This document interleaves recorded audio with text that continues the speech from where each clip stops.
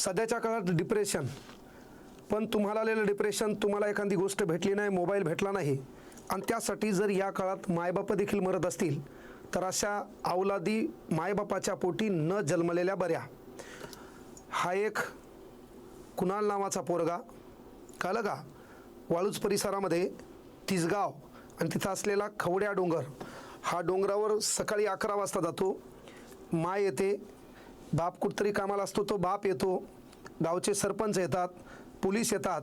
याला वारंवार सांगतो, हा गुडघ्यावर हात टेकतो आणि सांगतो आता माझं सर्वच संपलंय, मला वाचायचं नाही. सरपंच म्हणतो तुला 15 आयफोन देतो.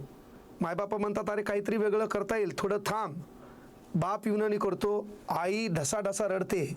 एक गोष्ट आवर्जून लक्षात घ्या, मी आवर्जून सांगालो, तुमच्या डोक्यात डिप्रेशन असेल, तुम्हाला चिंता ताणतणाव असेल तर कोणाजवळ तरी व्यक्त व्हा.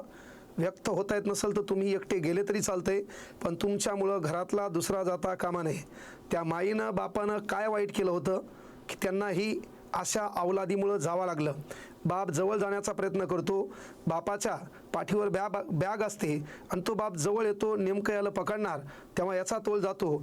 त्या पोराचा बेल्ट बापाने पकडलेला असतो आणि बाप आणि पोरगं खाली जाते. खाली दगडं असतात, दगडानं डोक्याचा चकनाचूर होतो.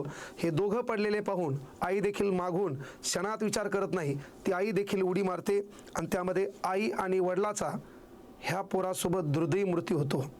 एका फोनमुळं, छोट्याशा आलेल्या डिप्रेशनमुळं मायबापानं काबाड कष्ट केले. माईनं 9 महिने 9 दिवस पोटात वागवलं, प्रत्येक तुमच्या गरजा पूर्ण केल्या आणि अंतिम टप्प्यात तुमच्याकडे डिप्रेशन आल्यावर, ज्या बापाकडे पाहिल्यावर तुमच्या डोक्यावरली चिंता निघून जायला पाहिजे, ज्या माईकडे पाहिल्यावर येणाऱ्या काळात घराचं चित्र आपल्याला बदलायचं आहे, त्यासाठी नवीन काही करता येतील. अरे आपण पोलीस भरती द्यायलो, पोलीस भरतीत नाही लागलो, कोच होता येईल. कोच नाही झालो, थोडंफार गणित बिनित शिकून एखाद्या क्लासवर अकॅडमी टाकता येईल, अकॅडमी शिकवता येईल. ते नाही जमलं, बॉडी फिटनेसमध्ये जिममध्ये जाता येईल. ते नाही जमलं, अरे वडापावचा गाळा टाकता येईल. ते नाही जमलं, चहाच्या टपरीवर चहा ऐकता येईल.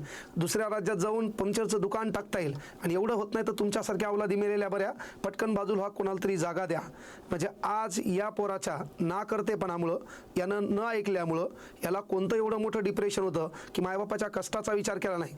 मायबापाला एखादी गोष्ट घेऊ देऊ शकत नाही, पण त्या मायबापाची घरची परिस्थिती पाहायची होती, त्या बापाच्या पायातली चप्पल पाहायची होती, माईच्या अंगातली साडी पाहायची होती, आपल्या घरात काय नाही आणि लोकांच्या घरावर काय आहे याचा विचार करायचा होता. वयवर्ष 20-25 असताना अरे आपण मर्दावानी मिशील ताव देऊन कुठंतरी काम करावं, काबाड कष्ट करावं आणि त्या काळात आपण कमवलेल्या पैशाकडे पाहून आपल्या बापाच्या चेहऱ्यावर आनंद असू यावेत. अशा अवलादी प्रत्येक घरात जन्माला येणं गरजेचे आहेत. ह्या पोरानं जे केलं ते वाईट केलं, हा मृत्यू पावला याचं दुःख नाही, पण याच्यासोबत याचे मायबाप गेले त्याचं दुःख प्रचंड महाराष्ट्राला आहे. प्रत्येक महाराष्ट्रातल्या लोकांनी हा व्हिडिओ पाहिला आणि प्रत्येकाच्या डोळ्यात पाणी आलं.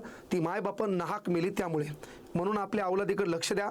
अवलादी डिप्रेशनमध्ये असतील तर त्याला वाचवण्यासाठी तुमचा जीव जाईल एवढा प्रयत्न करू नका. ही कळकळीची महाराष्ट्रातल्या तमाम मायबापांना विनंती आहे. शेवटी ह्या जीवापेक्षा जगात मोठं काहीच नाही. सर्वच नाते स्वार्थासाठी जमलेत. जर तो खरंच त्याला मायबापाची कळवळ असती तर त्यानं तुमचा विचार केला असता, 2-3 मिनटं थांबला असता आणि तो जर थांबला असता तर कदाचित त्याचे मायबापा जिवंत असते. पण अवलादी बिघडलेले आहेत.